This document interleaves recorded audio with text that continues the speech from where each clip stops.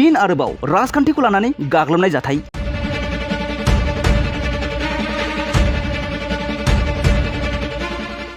जर्दानपुर गामिनि रिंसार बसुमतारीनि दखानाव सिनायमोनै दुथांफोरा गाग्लोबदों।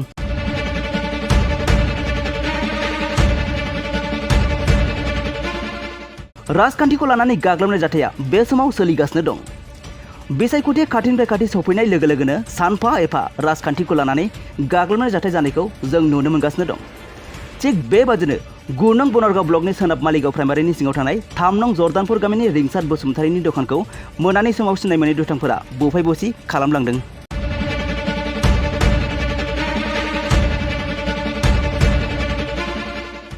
लोगोसे दखाननि माखासे मुवा बेसादफोरखौबो बायजोआव लेथेर फेथेर गारहरना गालांदों।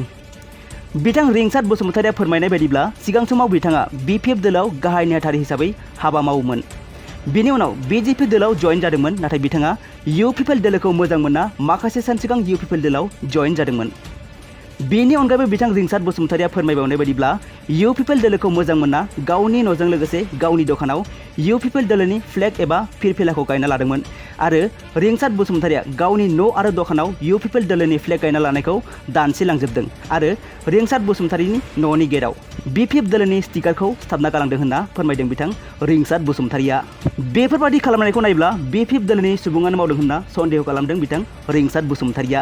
दानिया नोंथांमोना जाथायनि सायाव रिंसार बसुमतारीया मा फोरमायखो आबुङै खोनासंना ला। गिबियाव आङो मिडिया नोंथांखौ हामबाय गोजोननाय बावहरग्रोबाय। दा जाथाया जाहैबाय आङो सिगाङावहाय आं खुला खुलि बुंग्रोनोसै। आं BPFनि वार्कारमोन, सासे जेनेरेल सेक्रेटारि हिसाबै मावबोदोंमोन। बेनि उनावहाय जिहेतु भाग्यजनक आङो BJPआव थांदों। ओमफ्राय BJPआव आङो जेबो बिबान गैयामोन। ओमफ्राय बावैसो सानब्रै सानबासोनि सिगां आङो UPPLआवहाय जयेन जादों। बे जयेन जानायलाय आङो UPPLखौ मोजां मोननानै आं UPPLनि फ्लेगबो गायनाय जादोंमोन। न'आवबो मोननै गायदों। ओमफ्राय नैबे दखानावहाय आंहा दखान फिसा दं नैहाय, बे दखानावहाय आङो मोनथाम गायदों। आङो UPPL पार्टिखौ मोजां मोननानै दा थायै थायै नै थांनाय हरावहाय जोङो दखानखौ नागारनानै जों न'आव उन्दुहैयो। बे समाव जे आं UPPLनि फ्लेग गायनायखौ न'निखौबो दानसिलांजोबदों। ओमफ्राय न'आवहाय मोनसे BPF नांगोल सावगारिनि मोनसे स्टिकार दङ, बेखौ गेटआव सिथाबनानै गालांदों। ओमफ्राय नैबेहायबो दखानावहाय गासैबो फ्लेगखौबो दानसिलांजोबदों। बेनिफ्राय बे दख'नाफोर ओरै सोंथेयोमोन, बे सोंथेनायखौबो दानसिलांजोबदों।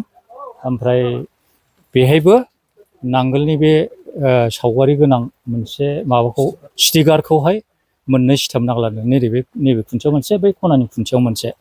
दा आं अब्लाबो जेबो सानाखिसैमोन। जाबाय इलेक्सन टाइमावहाय बेबायदिया जाखायो आं सानदोंमोन। आङो नैबे आंथ' दुखिया मानसि, गोरिब मानसि, आंहा जेबो गैया।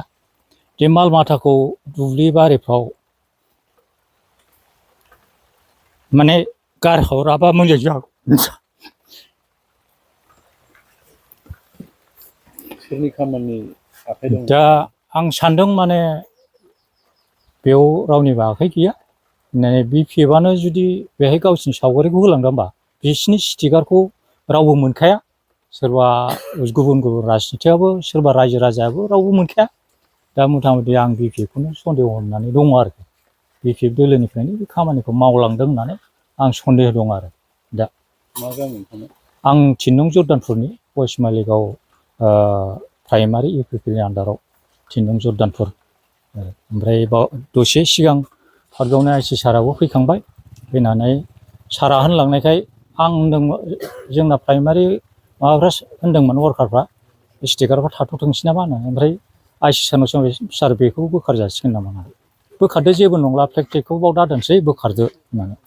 ओमफ्राय न'सिम आं खोन्थाबाय, न'आवबो बिदिनो खालामलांदों।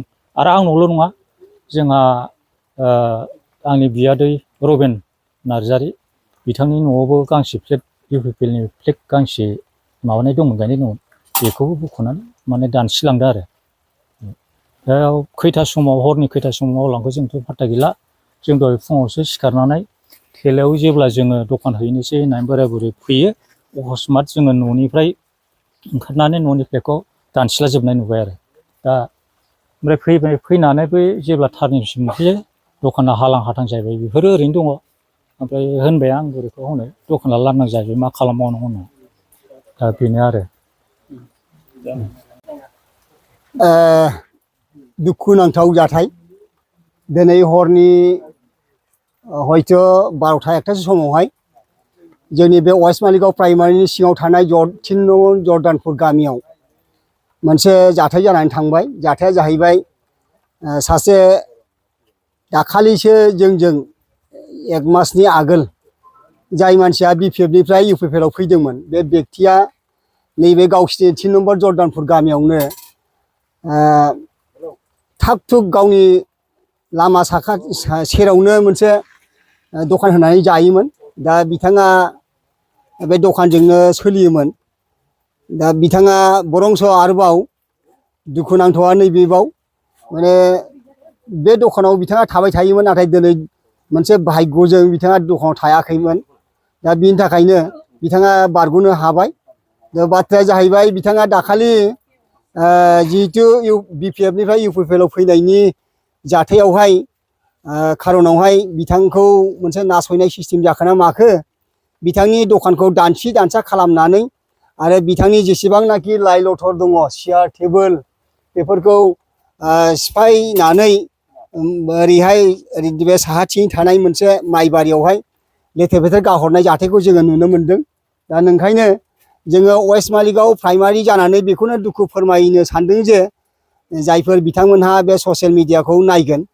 बिथांमोनहा जथेस्थ' बिनि सोमोन्दै दुखु मोनगोन जोंबो दुखु मोननानै बेखौ दिनैहाय ससियेल मिडियानि गेजेरजों फिन जाथाय रिप्लाइ होनो नागिरदों दा जाहाथे सोरबा बिथाङा बे जाथायावहाय इनभल्भ दङब्ला बे जाथायखौ जाहाथे आरोबाव वेस्ट मालिगाव प्राइमारिनि सिङावहाय कुनु न'खरावहाय कुनु सोरनिबा बारि बागानावहाय बबेबा मोनसे हानजानि केम्पआवहाय बेफोरबायदि खामानिखौ नेक्स्ट आरोबाव मावबावा जों बेखौ वेस्ट मालिगाव प्राइमारि जानानै एसे खावलायहरदों लोगोसे एसे सोंखारि हरनायबो जायो जाहाथे बिथांमोनहा बे खामानिखौ बेफोरबायदि खामानियाव इनभल्भ जाया जोङो सोरांनाय लोगो लोगोनो बेफोर जाथायखौ खोनानाय लोगो लोगो जोङो खाथियाव थानाय पाटगाव प्रसासननि पाटगाव आउटपस्टनिफ्राय जोङो IC खौ लेंहरनाय जादों IC आ बेफोर जाथायनि सोमोन्दै सालिजारि खालामदों खालामनानै बिथाङा ओरैबायदि अनुभब खालामलांदों बे जाथाया हयथ'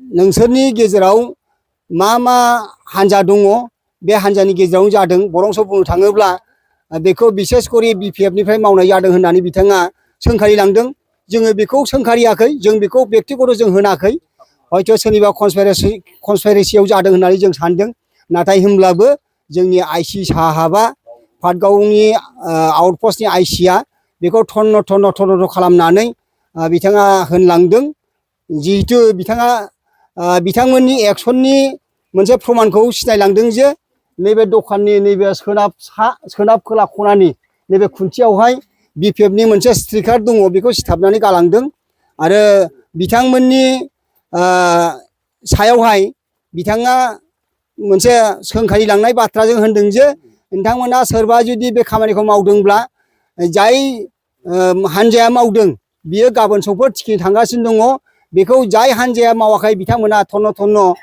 बिथांमोननि सायावहाय थन्न खालामनानै नायबिजिरनानै मोनोब्ला आंनो लोगो लोगो खोन्थाहर होननानै बिथाङा बेखौ गोख्रों भाबै शिक्षा होनो थाखाय बिथाङा जोंनो बोसोन होलांदों बरंस जोंल' नङा UPPL नङा बेवहाय जेसेबांनाखि मोननै मोनथाम हान्जानि मानसिफोर दंमोन बिथांमोननि सायावहाय बिथांमोनहा बुजायलांनायजों लोगोसे सोंखारि लांदों आरो गोरा बेबस्था लागोन होननानै बिथाङा जोंनो खोथा होलांदों दा नोंखायनो आङो खावलायनो सानदों बे ओनसोलनि रायजो राजाफ्रा बे ओनसोलनि पार्टी दैदेनग्रा रायजो राजा दैदेनगिरिफ्रा जाहाथे बे खामानिनिफ्राय गोजानाव थायो खारन जोंबो बेखौ इनिसियेटिभ लानो गोनां जागोन वेस्ट मालिगाव प्राइमारिया मोनसे निर्दोषी हान्जा हिसाबै जिहेतु मैयाबो जोङो मावजाखांबाय बिसमुरि आउटपस्टनि सिङाव थानाय जे UPPL नि प्राइमारि अफिसाव जोङो दैदेनगिरिफोर फैयोब्ला जिरायफैनो होननानै मोनसे प्लास्टिक खोनानै होनाय दंमोन। बे प्लास्टिकखौ दानसि दानसा खालामनानै बिथांमोनहा जोंखौ अननाय भाबै नासयनानै गालांदों। दा नोंखायनो जोङो बेखौ मोनथिगौ बे खामानिया हयथ' जोंनि बे ओनसोलनि दैदेनगिरिफोरनि माखासे अपोजिसन पार्टिफोरनि जानो हागौ। दा नोंखायनो आङो खावलायदों बे ओनसोलनि दैदेनगिरिफोरखौ जाहाथे भटआ गाबोन जागोन समफोर थांगोन नै फैनो थांगासिनो दङ 8 दिननि परे भटआ जागोन। बे भटखौ लानानै जाहाथे जोंनो बेवहाय गावजों गाव नाट गुट सोंखारिलायनाय खहा खुथि खालामलायनाय गावजों गाव गाज्रि मोनलायनाय जाहाथे जाया बेखौ आङो खावलायदों। खारन जोङो बेफोरबायदि खालामलायोब्ला जोंनि खामानिया दानो जागोन दानो जोबगोन नाथाय दुखु दाहा थागोन बहुद गोबाव बहुद बोसोर। जार फले दिनैहाय BPF खौ नागारनानै BJP खौ नागारनानै UPPL आव थ्रोबा थ्रोब हाबनायखौ जोङो बेफोरबायदि परिबेसखौ नुगासिनो दङ। नोंखायनो हान्जाखौ खालामब्ला पार्टिखौ खालामब्ला मोजाङै खालामब्ला इदिनो दैदेनगिरि नोंथांमोन आङो दिनैहाय UPPL नि बे ओनसोलनि बे प्राइमारिनि आफादगिरि जानानै बेखौनो खावलायनो थांगासिनो दङ। जाहाथे हान्जाखौ दैदेननोब्ला मोजाङै दैदेननांगौ आरो जोङो जाय हान्जाखौ रायजो राजाफ्रा मोजां दैदेननाय नुगोन, जाय हान्जानि सायावहाय मोजां आसार बेबहार नुगोन, जाय हान्जानि सायावहाय मोजां बिबेसना खालामनानै रायजो राजाखौ फोरोंलांनाय नुगोन बे हान्जायावसो रायजो राजाफ्रा थ्रोबा थ्रोब हाबबाय थागोन एबा बेवहायसो जगदान होगोन। बेखौनो आं खावलायहरनानै दिनैनि बे वेस्ट मालिगाव प्राइमारिनि सिङाव जे नैबे रैसाद बसुमतारी बिथांनि दखानाव जे माखासे हामलानि जाथाय जालांदों, मोनसे नासयलायनायनि मोनसे फोरमान जालांदों, आं बेखौ दुखु खालामनानै आङो वेस्ट मालिगाव प्राइमारि जानानै बेखौनो नोंथांमोननिसिम खावलायहरनाय थाबाय।